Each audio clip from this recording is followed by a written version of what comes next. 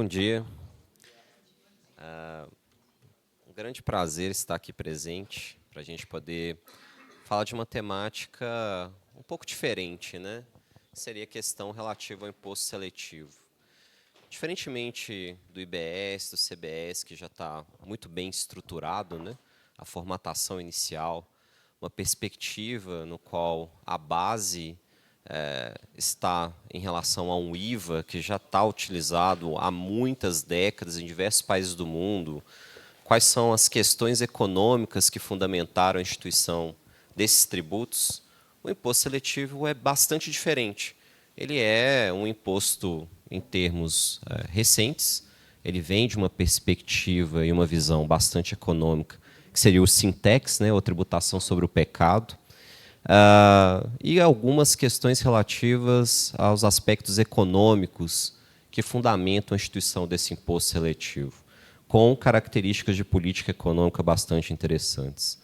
Então, a nossa apresentação de hoje, lógico, vai abordar a questão do imposto seletivo, quais são as fundamentações por trás desse imposto seletivo aqui no Brasil.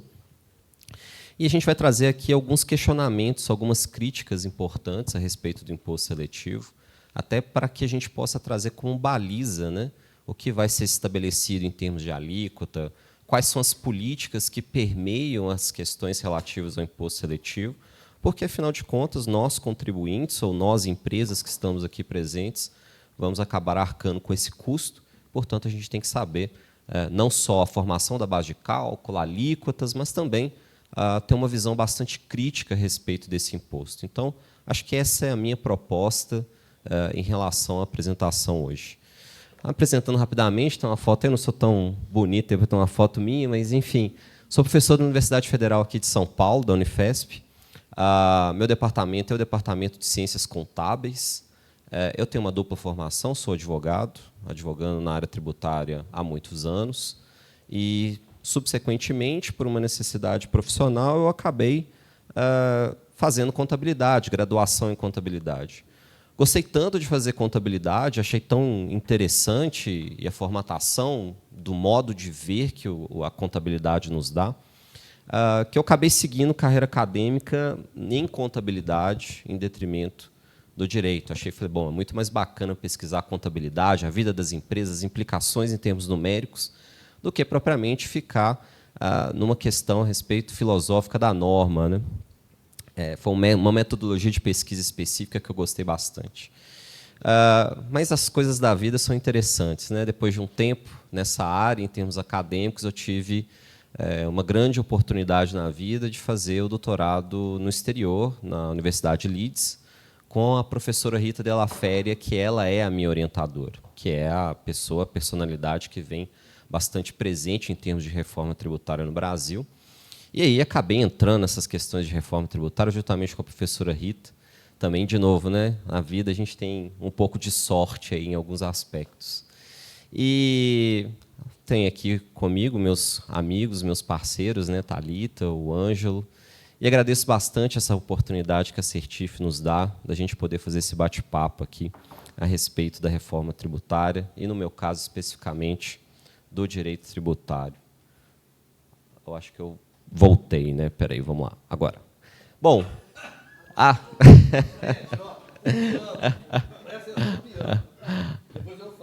Eu estou voltando aqui, que feio. Faça a sua pergunta. Aí, bom, imposto seletivo, né? Será que é uma boa ideia o imposto seletivo? Tem um ponto bastante interessante, a frase do Jean-Baptiste Colbert, né, que foi um ministro da Finança lá no Rei Luís. A arte da tributação consiste em depenar o ganso de forma, né, que eu consiga obter a maior quantidade de penas possíveis e com a menor quantidade de grasnido, né? Então, toda tributação tem essa perspectiva. O imposto seletivo, ele, por definição, ele trata aí de que a gente chama em economia, ou, Ângela, vou roubar alguns aspectos econômicos, apesar de não ter feito graduação em economia, mas sou entusiasta dessa área, então vou roubar um pouquinho. Se eu estiver falando bobagem, você me corta aqui, fala, nossa, você está falando besteira e tudo. Bom, por definição, esse imposto seletivo, qual que é a base dele? É uma questão pigouviana, no qual são impostos instituídos pelo Estado para fins de poder fazer um direcionamento por parte dos agentes econômicos, visando ou incentivar ou desincentivar o comportamento desses agentes econômicos, no caso, se tratando de um tributo, então, desses agentes chamados aí dos contribuintes, ou os produtores, enfim, todos estão inseridos dentro de uma cadeia produtiva ou de consumo, né? As características básicas que a gente tem em relação a esse imposto seletivo, já mencionados aqui, seria a seletividade. Então, supostamente, né, esse imposto seletivo teria uma carga tributária mais elevada, ou instituído, por produtos que nominalmente são chamados de supérfluos, né, ou produtos que tenham aí alguma implicação em termos de política, as quais os governadores, os governantes, querem desincentivar essa atividade econômica, ou, enfim, reduzir as implicações, reduzir os impactos, né? Então, a seletividade. Outro ponto interessante a respeito desse imposto seletivo, do Sintex, né, que seria a origem nossa brasileira, seria que ele é incidente sobre o consumo. Então, é um tributo sobre o consumo. Basicamente, se eu quero, em termos de seletividade, incentivar ou desincentivar o comportamento desses agentes, então, isso se dá através do consumo ou evitar o consumo. E ele é exigível do consumidor ou do fornecedor. Bom, consumir esses bens, a gente está falando de Sintex, né? É pecaminoso? A gente está falando aqui de alguma coisa a respeito do pecado mesmo, né, do Sintex. Bom, quais são os critérios para definir o que vem nesse pecado, né, o que é, em termos de atuação econômica, que o imposto seletivo está querendo impedir a atuação dos agentes, né? Ele tem que ser pessoalmente prejudicial, então, tem um impacto importante em termos na perspectiva do consumidor ou daqueles agentes da cadeia produtiva, e tem que ser prejudicial, né? Então, ele tem que prejudicar, de alguma forma, os agentes econômicos. Essa justificativa pigolviana, então, institui o imposto seletivo em termos de política tributária para poder evitar o comportamento desses agentes. E quais seriam as externalidades negativas que a gente tem em relação ao imposto seletivo, que ele quer tentar evitar esse comportamento? Por exemplo, né, a gente vê lá, a gente vai observar os aspectos específicos da norma tributária brasileira do imposto seletivo, mas uma externalidade negativa em relação, por exemplo, ao álcool, dentre várias, beber e dirigir. Então, o consumo de álcool juntamente com a direção tem alguns problemas, então eu majorarei o custo da bebida alcoólica, evitando que os agentes consumam essa bebida alcoólica e possam, aí, pelo menos, ter redução em termos de utilização da bebida alcoólica e direção. Tabaco, né, exposição secundária do tabaco, obviamente, quem fuma sabe das consequências próprias em termos de saúde, mas tem os efeitos secundários. Pessoas que são fumantes passivos, né, tem essa nomenclatura de fumantes passivos. O Ângelo aqui comentou dos pets, né, das rações de pets. Hoje em dia as pessoas têm menos filhos, adotam mais os animaizinhos lá como companhia. E outro dia eu ouvi uma reportagem mostrando um veterinário falando a quantidade de pets que tem como fumantes secundários. Então, sim, a quantidade enorme de pets tendo câncer de pulmão em pets como por fumantes passivos secundários, né? Então, para vocês verem como é que muda as coisas, né?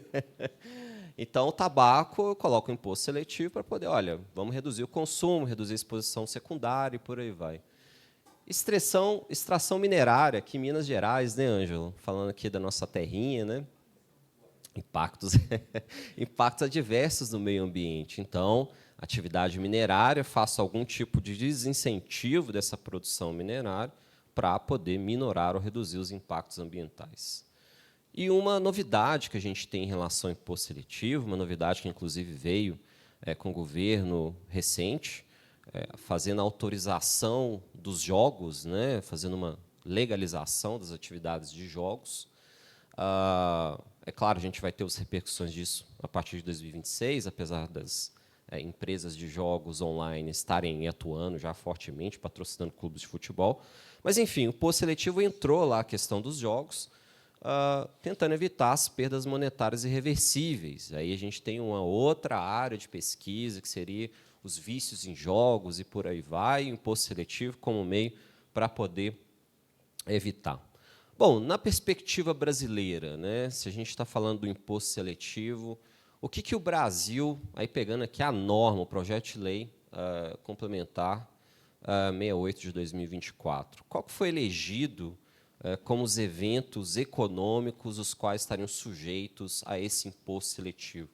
Copiando aqui o parágrafo 1º do artigo 406, ele diz, né, que seriam as atividades, né, econômicas vinculadas aos seguintes códigos NCM e também extração de carvão mineral, lista no anexo 17, e no anexo 17 ele traz que são as atividades econômicas vinculadas a veículos, embarcações e aeronaves. Isso é uma grande novidade que nós temos, né, embarcações e aeronaves que antes, no sistema tributário anterior, eram desconsiderados em termos de tributação. A gente tinha, por exemplo, a tributação sobre a propriedade não incidente em relação a embarcações e aeronaves, e com a reforma tributária a gente vai ter uma alteração nesse sentido.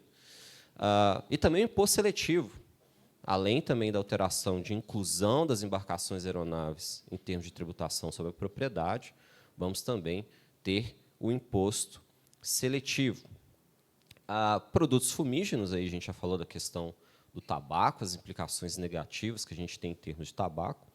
Bebidas alcoólicas, bebidas açucaradas também, que supostamente as tais bebidas açucaradas, o que quer que isso signifique, né, de bebidas açucaradas, também estariam sujeitas ao imposto seletivo. Apenas um parêntese aqui, bebidas açucaradas, uma vez eu fiz uma apresentação a respeito da reforma tributária, dentre os convidados que tinham o setor de bebidas, e o setor de bebidas relacionado à produção de suco, esses sucos de caixinha. Qual que era a questão que me foi colocada, né?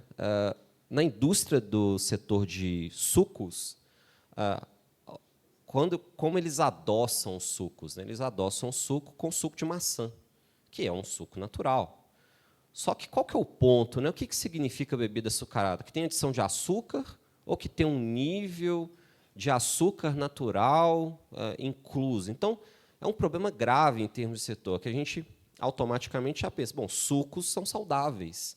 A adoção do suco mediante utilização de suco de maçã, suco natural, tudo certo. Mas era um setor que estava bastante preocupado, porque, em tese, ainda tem as discussões, né, no Senado Federal, essas bebidas açucaradas vão atingir também o setor de sucos naturais. Não é só, a gente imagina que seria só refrigerante, né, só grandes marcas aí de refrigerante, a gente não precisa indicar, mas, bom, faz mal, etc., faz mal para a saúde, então o imposto seletivo vai atingir o refrigerante. Não é bem por aí. A gente já está pensando aqui, vendo, observando o setor de sucos. Bom, bens minerais, que aí nós temos, né, grandes áreas de mineração aqui no Brasil, nossas Minas Gerais aí. Carlos Drummond de Andrade, 80% de ferro nas calçadas e 20% de ferro nas almas. Né? Isso aí, não é, Ângelo? Setor minerário extremamente representativo, funcional em termos econômicos brasileiros, com grande representatividade no PIB, vai ser atingido pelo imposto seletivo.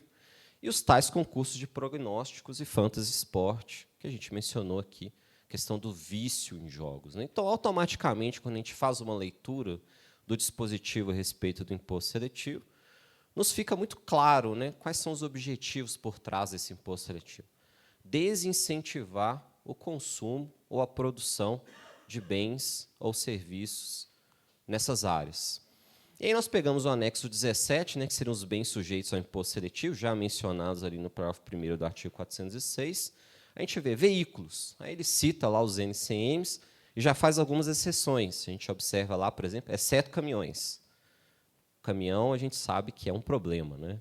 A gente teve lá nos idos de 2018, quem é que se lembra, né, do movimento dos caminhoneiros de paralisação do transporte de produtos, e teve aquela implicação enorme em termos do governo federal, que foi, às pressas, obrigado a colocar um subsídio ao diesel, né, para redução do custo dos caminhoneiros, e a consequência automática em termos orçamentários foi a limitação da compensação das estimativas de imposto de renda e CSLL. Quem lembra desse movimento? Então, a gente vê que o orçamento é único do governo federal. Bom, caminhões, problema, vamos tirar os caminhões. E aqui a gente já entra com algumas questões. Né? Bom, veículos. Nosso país foi extremamente incentivado em termos de transporte, né, das nossas mercadorias pelo sistema rodoviário. Né? Como é que agora se exclui esse sistema propriamente de benefícios ou não, traz implicações tributárias negativas nesse sistema de transporte. Temos os caminhões, mas, enfim, tem todo um debate, que tipo de caminhão, qual o nível do caminhão. Outro ponto interessante a respeito do imposto seletivo, que também a gente está vendo alguns debates interessantes, é carros elétricos, né? Bom, os carros elétricos estarão inseridos dentro do imposto seletivo? Sim, eles estarão tributados por causa do NCM. A eleição que a gente tem em termos tributários no Brasil sempre é uma nomenclatura via NCM ou alguns critérios linguísticos subjetivos. Lembrei aqui, Ângelo, quando você apresentou a questão da cesta básica, açúcar. Eu fui juiz do Tribunal de Impostos e Taxas um tempo, e o Estado de São Paulo tem um benefício de ICMS para açúcar, né, que aparentemente faz parte da cesta básica. Um tema que chegou para a gente em termos de julgamento, lá no Tribunal de Impostos e Taxas, foi uma grande produtora de açúcar e álcool. Eu nem sabia disso, essas vivências são muito interessantes, mas o açúcar polarizado que eles utilizam para a produção do álcool, açúcar VHP. O ponto era, a empresa queria colocar o açúcar VHP como dentro da cesta básica para fins de benefício ICMS. Qual que era o ponto? A legislação do Estado de São Paulo trazia uma nomenclatura de que açúcar para consumo. Eles trouxeram um laudo da sua Unicamp, dizendo que o açúcar VHP era passível de utilização para consumo humano tranquilamente, não teria nenhum problema. E essa subjetividade que é o problema, né, da norma. Né? Então, nesse caso, o carro elétrico entra. Aí todo mundo pergunta, bom, mas o carro elétrico tem a bateria, tem o lítio, tem extração mineral, tem isso, tem aquilo, faz sentido o imposto seletivo? A gente vai trazer alguns questionamentos a respeito da existência do imposto seletivo, do Sintex, se faz sentido. Opa, acho que... voltou. Bom, mas um detalhe importante, um estudo econômico demonstra que, em relação aos carros elétricos, por exemplo, não faz sentido ter o Sintex, não faz sentido ter o imposto seletivo quando se traz na perspectiva brasileira. Porque, apesar das implicações, né, ambientais a respeito da bateria, da produção, do veículo, a nossa matriz energética é uma matriz energética amplamente limpa através das hidrelétricas. E tem que se analisar, em relação ao carro elétrico, toda a sua cadeia produtiva, né? Não só a bateria, não só a parte plástica, etc., etc., mas também a energia que é utilizada para recarregar esse carro. E, no Brasil, por exemplo, é um veículo verde, é um veículo que tem mais benefícios do que malefícios na natureza. Então, enfim, isso está sendo debatido no Senado.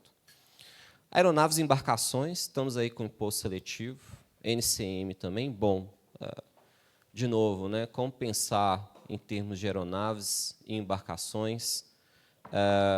Os detalhes relativos a essas aeronaves e embarcações estariam ou não sujeitos ao imposto seletivo, as implicações econômicas adversas vindas das questões relativas à tributação ao imposto seletivo, e quais talvez seriam alguns arranjos que poderiam ser utilizados pelas entidades que seriam impactadas em relação a essas aeronaves e embarcações. A gente já imagina aí alguns movimentos dos setores tendentes a, obviamente, não serem tributados em relação ao imposto seletivo.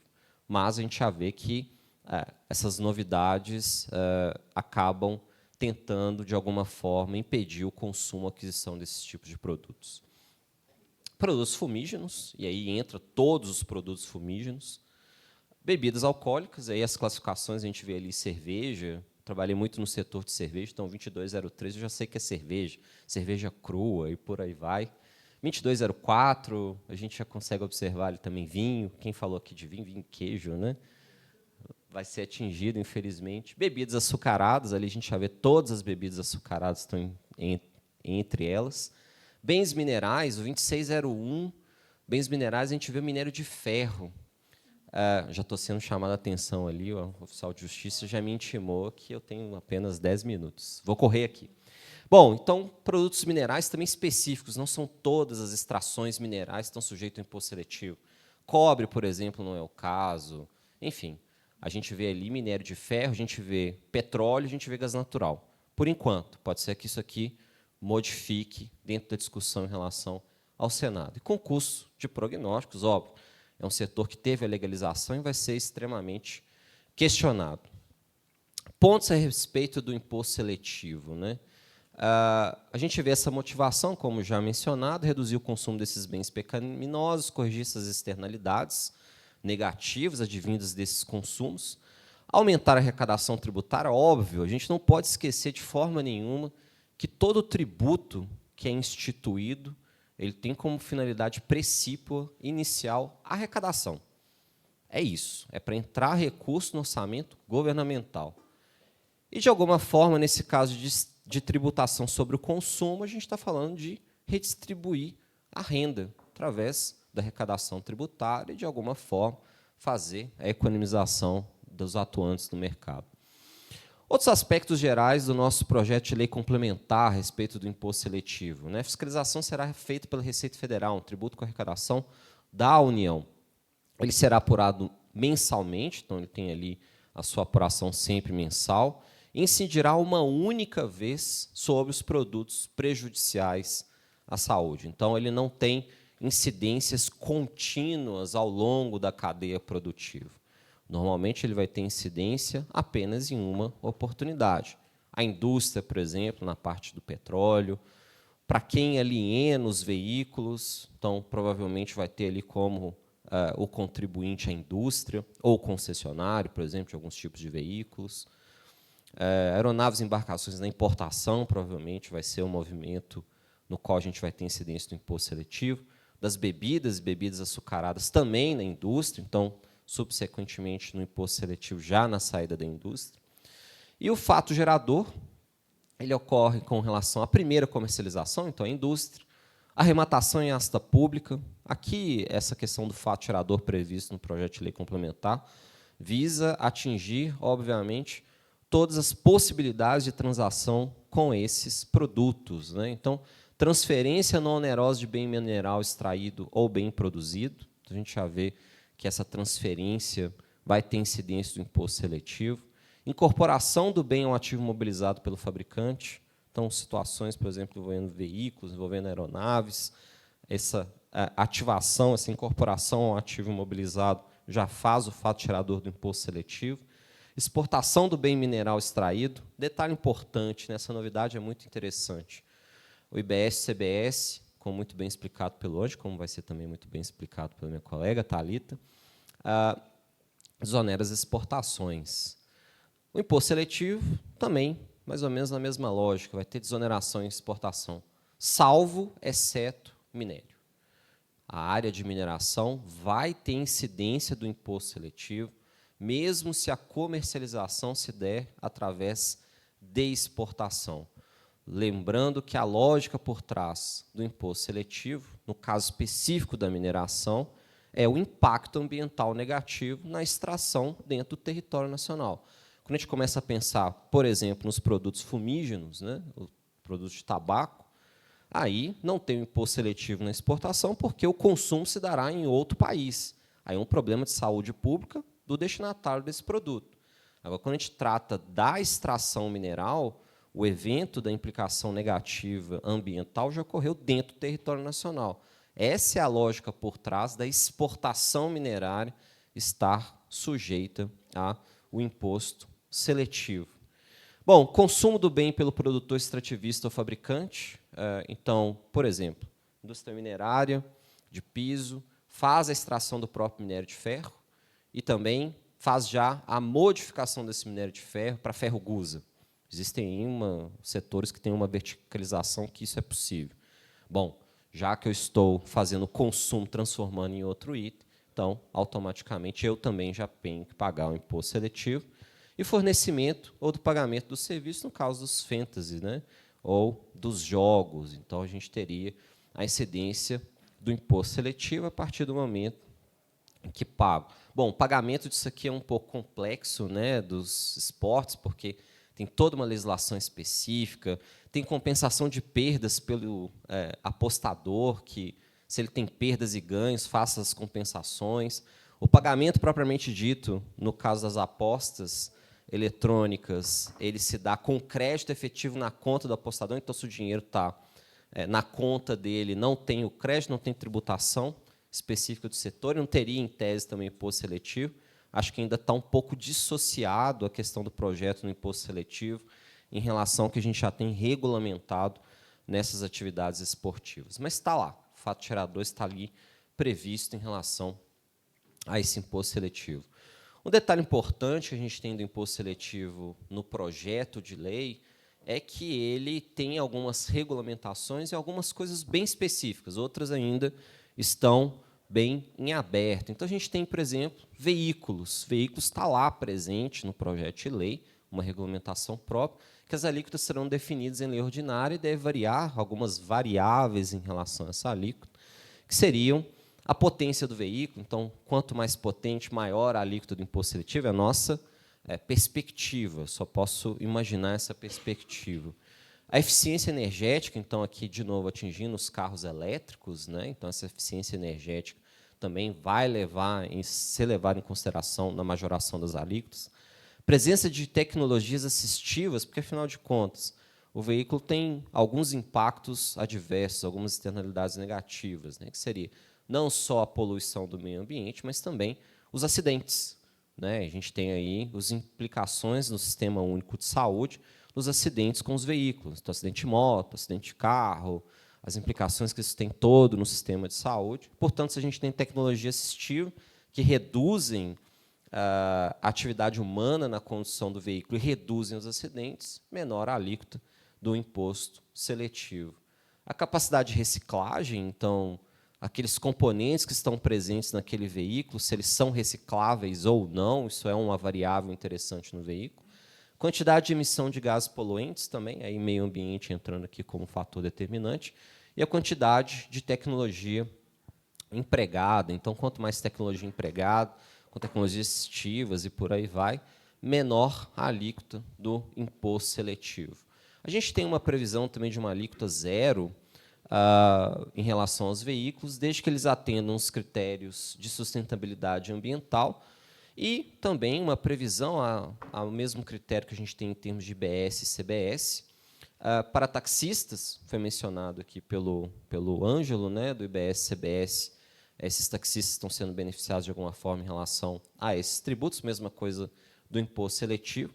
E já há uma especificação na lei complementar do valor do veículo para taxista de R$200 mil, pelo menos no projeto.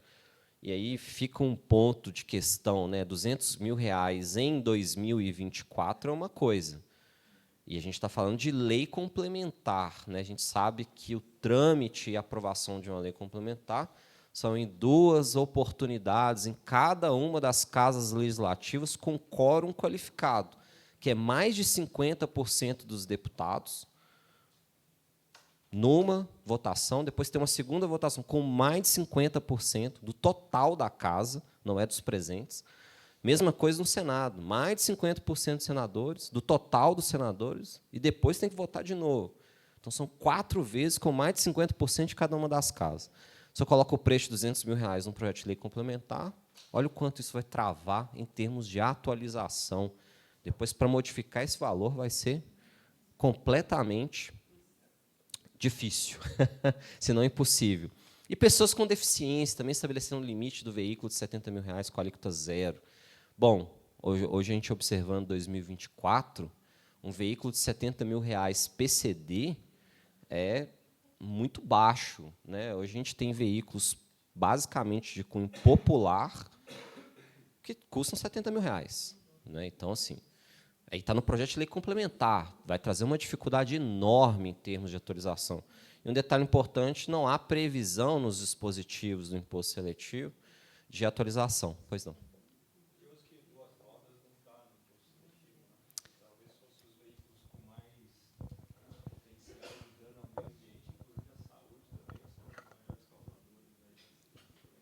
Sim. Sim, perfeito. Desculpa, como você chama? Rubens. O comentário do Rubens foi pontual, mas deixa as motos em paz, por favor. Eu também, eu sou raleiro, pô. Vai mexer na minha Harley, brincadeiras à parte, você tem toda a razão. É um veículo com... bom, a segurança, a gente sabe que quem anda de moto sabe que é complexo, né? A possibilidade da gente... O povo brinca. o para-choque de moto é a testa do motoqueiro. Então, é bastante complexo. Concordo com você, não tem essa previsão do imposto seletivo, seriam outros veículos que estariam lá presentes. Não sei se é um lobby do setor, aí tem coisas que a gente não sabe muito bem como acontecem, mas tem toda a razão. Bom, aí a gente já começa, não dos pontos específicos propriamente ditos a respeito do imposto seletivo, mas alguns questionamentos e críticas que eu faço.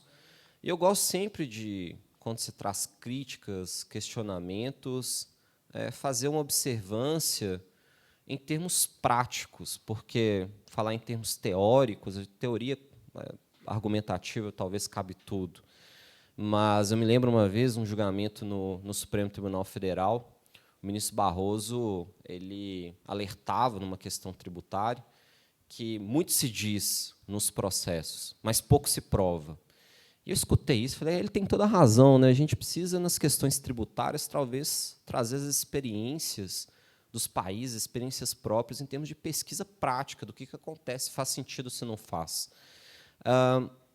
Até porque a gente observa, por exemplo, as discussões que existem do imposto seletivo, nos produtos de tabaco, 250% de alíquota. 250% é muita coisa, né? Assim, a gente vê outros ali atividades, embarcações, por exemplo, de aeronaves, algo ali em torno de 43% de imposto seletivo, de 25% a 43%. Tudo ainda está em discussão, está um pouco incipiente, essas fixações de alíquota, tá, pessoal? Mas é o que a gente vem escutando em algumas entrevistas, algumas manifestações. Já na parte de petróleo e mineração, a gente vê uma discussão a respeito de 0,25% de imposto seletivo até 1% de imposto seletivo. Bom, já que a gente está com essas discussões, é importante pensar no imposto seletivo. Será que esse imposto, né, o Sintex, esse imposto ele reduz realmente o consumo? Será que ele tem a capacidade de, como tributo, incentivar ou desincentivar efetivamente o consumo desses produtos? Será que o imposto sobre o pecado reduz as externalidades causadas pelo consumo? Então, ele é um meio adequado em termos de política pública para se poder incentivar ou desincentivar o comportamento dos agentes, né? Será que esse imposto sobre pecado ele melhora o bem-estar social? Bom, se a gente está passando aqui de uma previsão de que, olha, vamos colocar um imposto seletivo de 250% sobre produtos do tabaco para poder desincentivar o consumo do tabaco, onde vai reduzir as doenças causadas pela utilização do tabaco, reduzindo o custo público em termos de saúde. Será que isso é real, né? E será que o imposto sobre pecado em si causaria algum custo indesejável? Então, externalidades negativas pela própria existência do imposto seletivo. Tentando responder a primeira questão, né? Será que ele reduz significativamente o consumo? Bom, a gente vê pesquisas práticas, né, aqui com as nossas referências. A gente vê, por exemplo, basicamente que esses produtos que estão aqui mencionados são produtos que o Ângelo fugiu aqui para o Ângelo me ajudar em termos econômicos, mas são produtos que a gente chama de inelásticos, né? O que significa essa inelasticidade da curva da oferta e da demanda? O ponto de equilíbrio do preço ele não está sujeito a questões relativas à oferta e à demanda. Independentemente do preço que é praticado naquele produto, a gente precisa. Um exemplo de uma demanda de um produto inelástico, energia elétrica, que está aqui. Se aumentar a energia elétrica amanhã, vocês vão deixar de consumir energia elétrica? Não tem jeito. Simples como isso. Vocês podem... lá em casa tem chuveiro elétrico. Em vez de tomar banho por, sei lá, 5 minutos, vou tomar por 3. Você vai tentar fazer as reduções, mas deixar de consumir, não. Basicamente, o que a gente vê naquela lista são produtos ou serviços com demanda inelástica. Ah, Fabrício, mas tem as apostas. Bom, quem fica lá o dia inteiro fazendo aposta, provavelmente para ele é uma demanda inelástica, né? Ele já está viciado. Ele já gosta tanto e fica tão feliz em fazer que ele não vai reduzir o consumo ali de forma nenhuma. Então, será que reduz significativamente o consumo? A gente tem pesquisas específicas sobre o tabaco, né? A gente vê que não tem redução no consumo. Os países da União Europeia não há correlação entre os preços dos cigarros, demanda inelástico, porque é um vício, né? É questões de preferência, tem essas implicações, e as taxas de tabagismo. Então, a gente não tem nenhuma redução no consumo. O que, basicamente, a gente observa nessas situações é que haverá uma substituição do consumo. Então, ao invés de comprar uma marca XYZ de tabaco, ele vai comprar produtos de menor qualidade. Ou, pior, né, a gente tem outros estudos que demonstram implicações na área do crime, nas áreas do ilícito. Aumenta contrabando, aumenta real. Assim, as taxas de aumento de contrabando são enormes. O que o imposto seletivo, em tese, quer desincentivar o consumo de um certo produto, pode implicar num aumento do custo público para o combate ao crime, para o combate à pirataria, para o combate ao contrabando, para gastos maiores em termos de controle de fronteira. Então, na verdade, o que acaba sendo arrecadado com o imposto seletivo acaba aumentando os gastos públicos em termos orçamentários para controle de fronteira. Então, não tem. Refrigerantes ou bebidas açucaradas, né, os grandes inimigos aí da saúde pública, né? Também esse aumento do Sintex, ou Sugar Tax, tem alguns países que chamam isso de Sugar Tax, né? Não tem uma redução, leva até uma redução moderada no consumo. Moderada. Não é grande o suficiente. Então, o setor de bebidas está um pouco arrepiado e fala, bom, a gente foi eleito como inimigos da saúde pública, que a gente esquece um pouco até, inclusive, das preferências das pessoas, as decisões, ou até das responsabilizações individuais nas escolhas. Então, a gente vê que a pesquisa demonstra que não teve grandes implicações. Bom, o imposto ao pecado reduz as externalidades causadas pelo consumo. A gente vê ali numa pesquisa, em termos de evidência, que não há relação entre os preços do álcool, das bebidas alcoólicas, e os danos relacionados ao álcool em países da União Europeia. Ou seja, o preço das bebidas alcoólicas pode subir em razão de uma tributação, e a gente não consegue observar essa relação dos preços. A gente observa que, ainda que eu institua um imposto ao pecado em bebidas alcoólicas, o preço das bebidas alcoólicas não aumentou. Porque pode ser que essa indústria observe de uma forma muito clara que, olha, ok, vou reduzir minha margem de lucratividade, vou manter o preço. Para quem trabalha em setores extremamente competitivos, por exemplo, o setor de bebidas, que eu mencionei que eu já atuei uma vez, a gente observa que tem grandes players no mercado e que, muitas vezes, os estados tentam aumentar a alíquota de ICMS, em termos de política pública, com problemas de arrecadação, vão aumentar a tributação sobre a cerveja, aumenta a alíquota do ICMS. Basicamente, o que se discutia internamente nas empresas era, olha, eu não consigo repassar esse aumento do ICMS porque eu tenho uma gigantesca aqui atrás de mim que não vai aumentar o preço. E, se aumentar o preço, acaba que eu perco o consumidor, portanto, não vou fazer o repasse desse custo tributário. Então, a gente já vê que o imposto seletivo está sujeito a meramente afetar, ali, de uma certa forma, as margens de lucratividade. Fabrício, Pois não. e vai ter algum tipo de reajuste nessas alíquotas? O reajuste, você diz, a adequação das alíquotas na medida da observação das políticas públicas? Então, não tem essa previsibilidade própria, pelo menos não no projeto de lei complementar. Mas muita coisa que está lá no imposto seletivo está sendo deixado para a legislação ordinária fazer as suas próprias regulamentações. Imaginamos que sim, tá? Porque, se, em tese, em termos de política tributária, o imposto seletivo está sendo instituído com essa finalidade, provavelmente vão ter essas permissões em termos de ajuste à alíquota. A gente vê, por exemplo, no veículo, que é de uma forma mais clara, aqueles ajustes em razão de tecnologia assistiva, da cadeia produtiva, e você vai ver que esses ajustes são, de certa forma, em termos subjetivos. Da mesma forma, eu imagino que vão ter as implicações para os demais produtos ou serviços sujeitos ao imposto seletivo. Bebidas açucaradas, bebidas alcoólicas e por aí vai.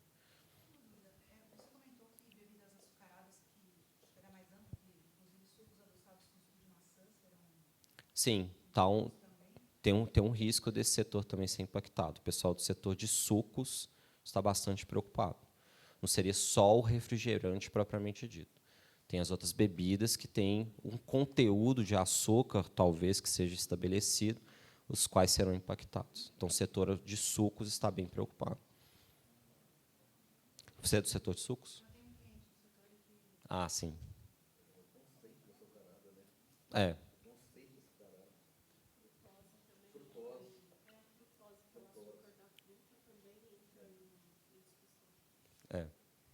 É um setor que está bastante preocupado, vamos assim dizer. Ainda que seja suco, né? Recentemente, um incentivo que eles colocaram como alimento, enfim. Então, eles têm um benefício recentemente para agora. Então, mudaria, inclusive, depois constitucional. Sim, teria implicações complicadas aí em relação à questão do imposto, pelo menos em relação ao imposto seletivo. Tá? Então, a gente tem que observar quais são os próximos movimentos desse setor. Imagino que eles estão fazendo lobby, tá? Assim, estão discutindo com senadores, olha, poxa, suco não faz sentido entrar o setor de suco. O setor de suco no Brasil é forte, a gente tem, né, grandes produtores, setor de laranja e por aí vai. Mas é um setor que tem que ficar observando o que vai ser em termos de movimento para o imposto seletivo. Tá, ok? Nada. Bom, então a gente tem a redução das externalidades. A gente tem uma pesquisa bastante interessante que, com base nas evidências atuais, estima-se que dobrar o imposto sobre o álcool, ele reduziria a mortalidade relacionada ao álcool em cerca de 35%, as mortes no trânsito em 11% e o crime em geral em 1,4%. Então, a gente tem algumas pesquisas que mostram que, pelo menos, a tributação do Sintex nas bebidas alcoólicas teriam aí externalidades interessantes e positivas.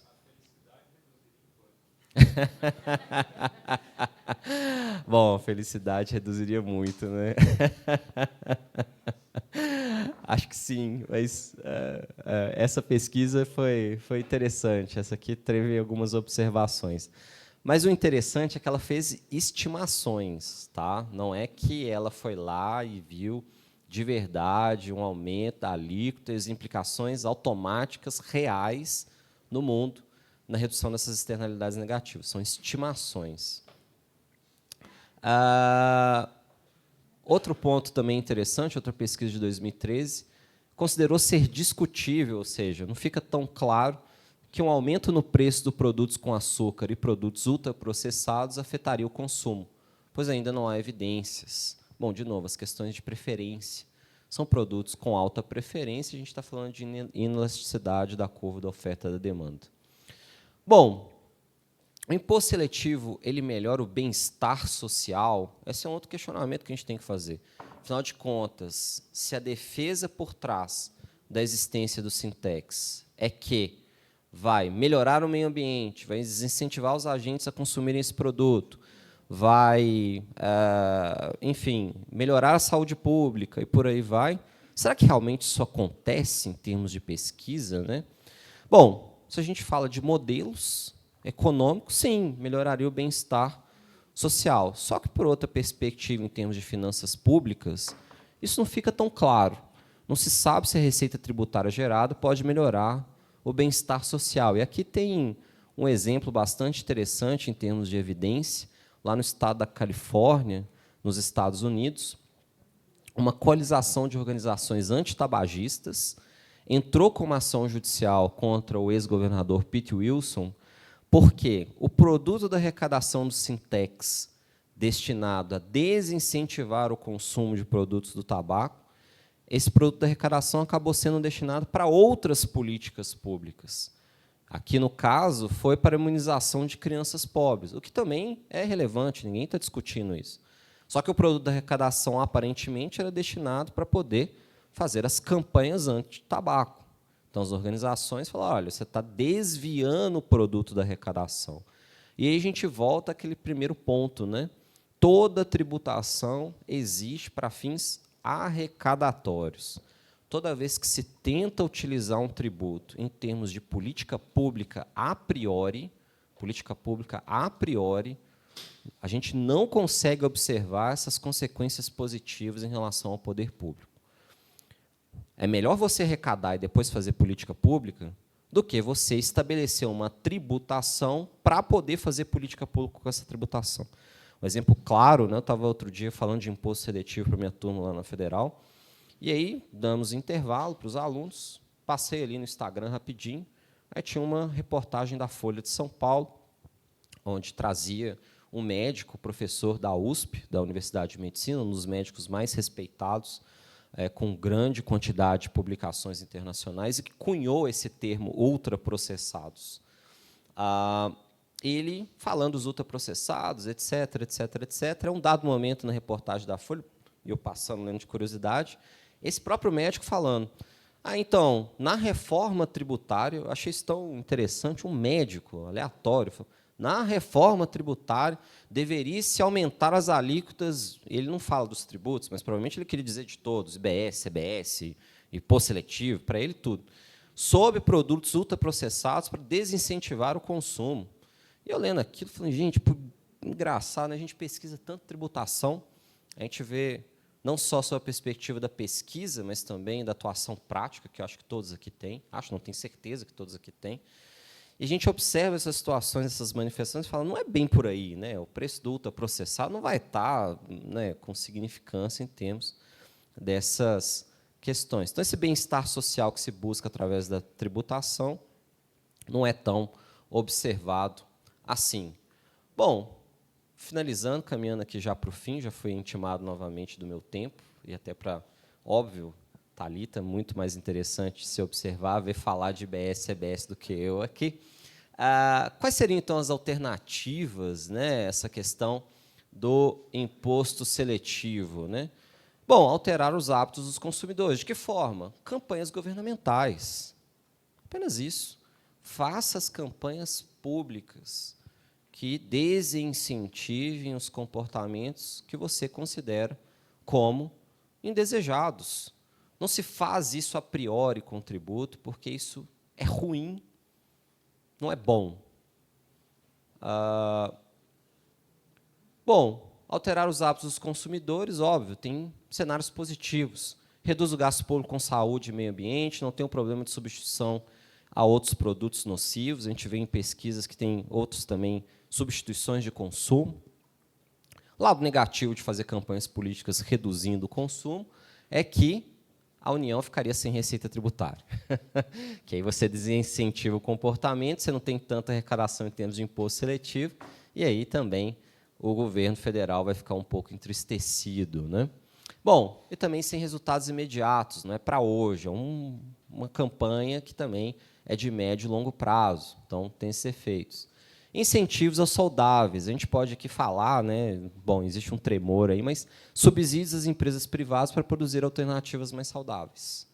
Essa também é uma possibilidade. Posso criar aí incentivos fiscais em termos de pesquisa, desenvolvimento de produtos substitutivos a esses produtos que sejam nocivos. A gente tem grandes campanhas mundiais, exemplos que a gente possa ter de bons exemplos mundiais, por exemplo, da camada de ozônio, né, para desincentivar o uso do CFC, que estava destruindo a camada de ozônio. Houve uma campanha mundial a respeito disso, houve a substituição do CFC, e o ozônio hoje já tem pesquisas mostrando que ele está praticamente recuperado. Né? Então, a gente tem boas práticas nesse sentido.